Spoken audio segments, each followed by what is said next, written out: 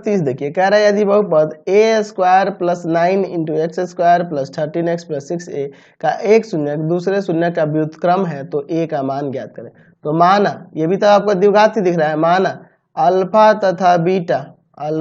Beta बहुपद के शून्यक है, बहुपद के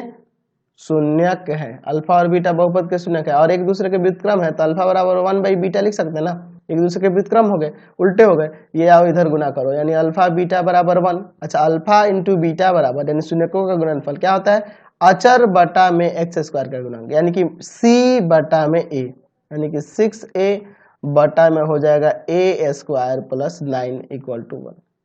ठीक है, अब देखो यहाँ से इसमें ये गुना करेगा तो हो जाएगा ए स्क्वायर प्लस 9 इक्वल टू में 6a को इधर लाओ, ए स्क्वायर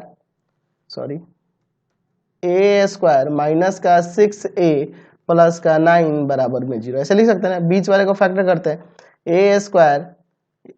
माइनस का 3a प्लस का 9,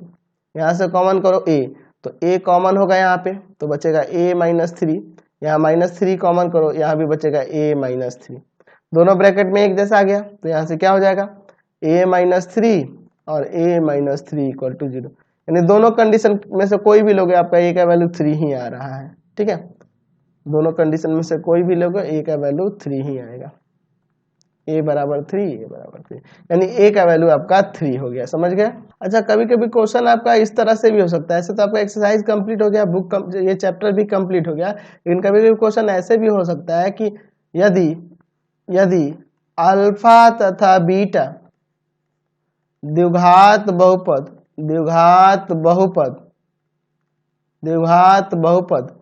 px बराबर एक्स स्क्वायर प्लस में 7x प्लस 12 के शून्यक है तो 1/अल्फा प्लस 1/बीटा का मान निकालें। ठीक है, इसका मान निकालने के लिए कह देगा, तब क्या करना, तो 1/अल्फा प्लस 1/बीटा को लेना, यहाँ एलसीएम लेना, तो यहाँ हो जाएगा बीटा प्लस अल्फा, तो ऊपर शून्य का ही होगा, नीचे शून्य का गुणनफल, तो उसका होता है माइनस b/a फॉर्मूला और इसका होता है c/a। चलो, यानी कि माइनस का b/c, तो आप देखो तो b यानी कि x का गुणांक 7 है तो माइनस का 7 और बाई c, तो c क्या है आपका 12 है, तो -7/12। अब कभी कभी कह देगा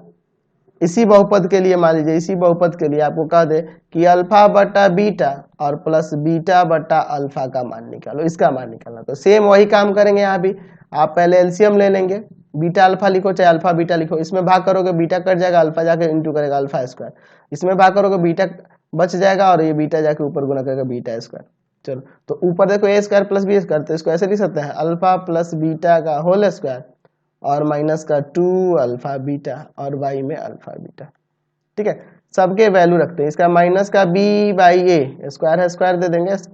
माइनस का 2c/a और यहाँ भी इसका c/a होता है ना जी। चलिए ऊपर सॉल्व करो, हो जाएगा आपका b² स्क्वायर और माइनस का 2c/a, y में c/a, ऊपर एलसीएम लेते हैं। चलिए, तो एलसीएम लोगे ए स्क्वायर तो हो जाएगा b² माइनस का 2, इसमें भाग करोगे तो क्या होगा a बचेगा ना, और a जाके ऊपर गुना करेगा तो माइनस का 2ca और y में c/a, एक a से एक a कट गया, अब नीचे 1 बचा, तो 1 जाके ऊपर गुना करेगा यानी b² माइनस 2ca और बटा में आ जाएगा ac। ठीक है, अब चूंकि आपका बहुपद जो है, हमने बहुपद ऊपर px बराबर क्या माना था, x² प्लस 7x प्लस 12, यही ना, तो यहाँ a बराबर 1 दिख रहा है, b बराबर 7 दिख रहा है और c बराबर 12 है, तो इस बहुपद में नहीं रख सकते हैं, b की जगह 7 का स्क्वायर माइनस 2, c की जगह पे है 12 और a की जगह पे है 1 और बाई a इंटू सी यानी कि 1 गुना 12, ये ना होगा, तो 7 का स्क्वायर 49, 12 गुना 24 हो जाएगा और बटा में 12, यहाँ घटेगा तो ऊपर 25 आएगा और नीचे 12, तो 25/12 यहाँ से आंसर आ गया। तो इस तरह के और भी बहुत सारे क्वेश्चन हो सकते हैं। इस वीडियो को यहीं पे एंड करते हैं। अगर इस तरह के आपको क्वेश्चन देखने होंगे तो आप हमारे दूसरे चैनल पे चले जाना, पाथ फाइंडर क्लासेस छपरा, इस पे आपको RS अग्रवाल, इस पे आपको मिलेंगे केसी सिन्हा का सॉल्यूशन, है ना, फिर साथ ही साथ NCERT का, इन सारे बुकों के सॉल्यूशन यहाँ पे ऑलरेडी सारे बुक के सॉल्यूशन डले हुए हैं, तो इस चैनल पे भी जाके आप वीडियो को देख सकते हैं। Thanks for watching.